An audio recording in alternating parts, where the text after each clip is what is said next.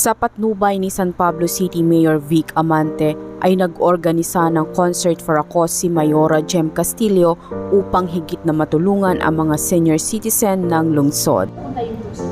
Para po sa mga senior citizen dito sa San Pablo, aming mas makatulong. Limited lang yung, syempre, ang mga ginagastos ko po talagang pantulong is from my own pocket.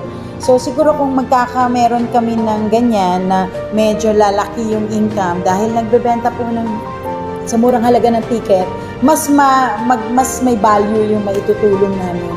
Giving a medical kit para kompleto na yung pagtingin ng dugo, yung mga kung ano man yung first aid nila para nandyan na sa isang bag na kung any emergency meron silang makukuhang Ang nasabing konsyerto ay gaganap din sa Sabado, November 18, ganap na ika-6 ng hapon sa Multipurpose Convention Center, Barangay San Jose.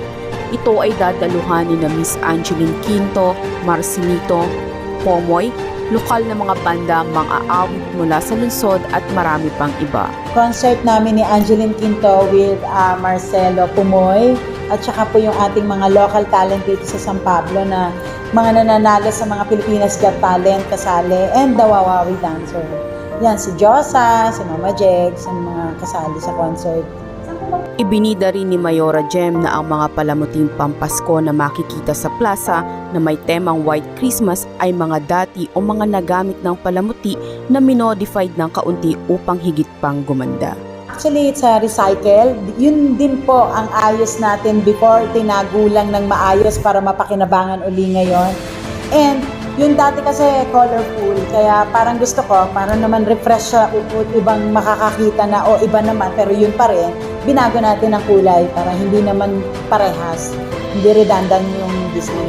Ayon pa kay Mayora, patuloy ang mga programa ni Mayor Vic para sa kanyang mga mahal na mga kababayan. Marami pa naming errands, ang dami naming mga kawang gawa na minsan sa dami ng ginagawa ni Mayor, ako na nang nauutusan ng Mayor.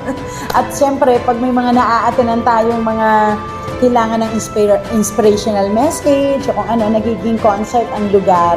Dahil alam niyo naman, kalat ka rin po tayo pag sinabing kanta, banat ng kanta. Salamat po ako. Maraming salamat, lalong-lalo na po sa mga nakakapansin sa aking mga maliliit na bagay na nagagawa dito sa San Pablo.